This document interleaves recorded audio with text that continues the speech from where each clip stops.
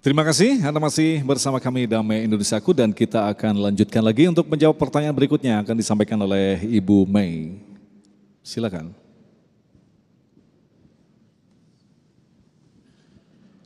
Assalamualaikum warahmatullahi wabarakatuh.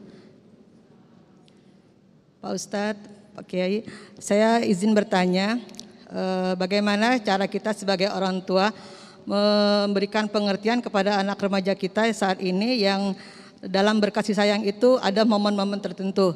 Sedangkan di dalam Islam itu berkasih sayang kita dapat melakukannya kapan saja dan waktunya bebas sepanjang masa. Mohon diberikan tips-tipsnya. Terima kasih. Wassalamualaikum warahmatullahi wabarakatuh. Silakan Ustadz Dasat Latif. Ya, terima kasih Bu. Ibu lah sebagai guru yang utama dan pertama buat anak.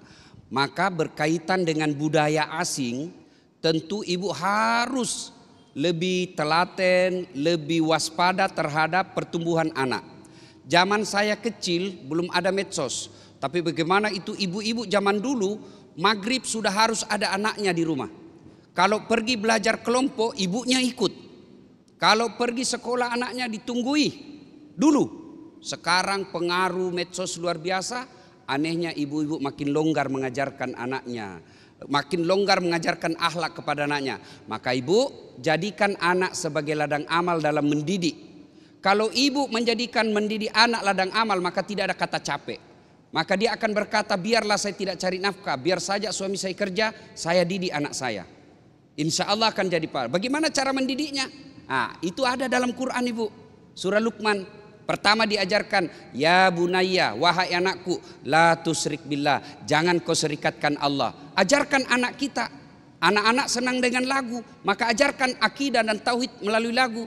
Topi saya bundar, bundar topi saya. Ganti itu, Tuhan saya Allah, Allah Tuhan saya. Kalau bukan Allah, bukan Tuhan saya. Ajari itu. Jangan sampai lagu anak-anak kita sekarang lagu-lagu yang merusak. Pulang-pulangku berbadan dua. Hancur. Kan? Ya kan? Ya ketawa, saya serius ini Pak. Ya kan? Nah, jalan surah Luqman lagi diajarkan. Setelah mengajarkan akidah, sampaikan ke anakmu apapun yang dia lakukan pasti Allah melihatnya. Sampaikan aja. Nah, itu ada CCTV nak. Ini CCTV ada kelemahannya. Apa mak? Begitu kau padamkan lampu, mati dia punya ajalnya CCTV. Tapi ada CCTV-nya Allah. Tidak pernah lepas dari kamu. Rakit dan Atid. Kamu pergi sama cewekmu, kau berdua pasti direkam. Di zoom itu, close up. Maka itu semua ajarkan. Apalagi diajarkan anak-anak kita. Nah, kalau kau berjalan di muka bumi, jangan kau ada sombong. Karena anak-anak kita sekarang bapaknya yang kepala dinas, dia perintah satu kantor pegawainya. Ajarkan, nah itu sepupumu, meskipun dia miskin, kamu lebih kaya. Tapi tahu nak, bapaknya dulu itu berhenti sekolah, gara-gara nyekolahkan bapakmu. Ajarkan dia, jangan ada kesombongan.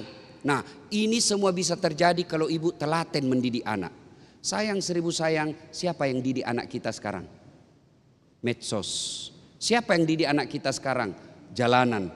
Orang tua katakan, susah Ustadz. Ya memang susah mendidik anak. Kalau tidak mau mendidik anak, jangan orang tua. Mendidik anak jadi amal kalau kita ikhlas mendidiknya. Ajarkan kasih sayang. Saya ingat sekali dulu bagaimana orang tua mengajarkan kasih sayang ke anak. Satu tempat tidur, 3 orang dia di situ tidur. Tujuannya apa? Terjadi kekerabatan. Tujuannya apa? Ada pengawasan. Mak, pacaran kakakku. Kenapa kau tahu nak? Ku dapat surat cintanya di buku. Nah, sekarang karena kita anggap modern, 1 anak 1 kamar. 1 anak 1 tempat tidur. Tidak pernah ketemu. Akhirnya jangan heran, hanya gara-gara handphone anak kita bertengkar bisa sampai saling memukul. Kenapa? Sudah tidak ada kasih sayang di antara mereka. Nah, inilah fungsinya ibu. Jangan sampai, dan rumus utamanya ilmu. Tidak mungkin kita bisa mendidik anak tanpa ilmu. Inilah gunanya majelis. Bersyukur kita selalu ada Damai Indonesia. Masya Allah.